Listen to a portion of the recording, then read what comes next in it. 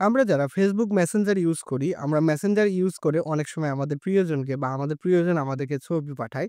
সেই ছবিগুলো কিভাবে সুরক্ষিত থাকবে বা আপনি যে ছবিটি পাঠাচ্ছেন, এই ছবিটার সুরক্ষা কতটুকু রয়েছে, এই কথা বিবেচনা করে আপনার ছবি বা আপনার পিকচার যে আপনি লেনদেন করতেছেন, এই লেনদেনটাকে আপনার সিকিউরড করতে মেসেঞ্জার কিন্তু একটি নতুন ফিচার নিয়ে এসেছে।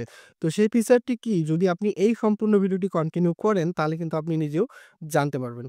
তো চলুন কথা না বাড়িয়ে আমরা দেখে আসি মেসেঞ্জারের সেই নতুন সেটিংসটি। আর আপনিও সেই সেটিংসটি করে রাখুন। না হলে কিন্তু আপনারও ব্যক্তিগত ছবি কিংবা ব্যক্তিগত তথ্য অন্য কারো কাছে শেয়ার হয়ে যেতে পারে। ১ম এ আমরা যে কাজটি করব, আমরা আমাদের মেসেঞ্জার ওপেন করে নেব। মেসেঞ্জার ওপেন করে নেওয়ার পরে আমরা যাকে ছবিটি পাঠাতে চাই তাকে আমরা সিলেক্ট করে নিব।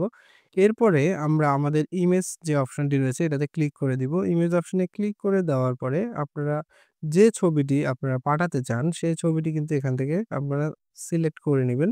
তো আমি এখান থেকে আমার এই ছবিটি আমি পাঠাতে চাই। আমি এই ছবিতে ক্লিক করে দিয়ে এখানে ২ টি অপশন দেখতে পাচ্ছেন, এডিট এবং সেন্ড।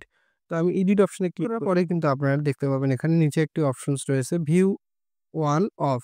এটাকে আপনারা ক্লিক করে দিয়ে ভিউ অনস করে নিবেন। আপনাদের ভিতরে অনেক সময় পারমিশন চায়। ওকে পারমিশন যদি চায় তাহলে আপনারা ওকে করে দিয়ে আপনারা এটিকে সেন্ড করে দিবেন।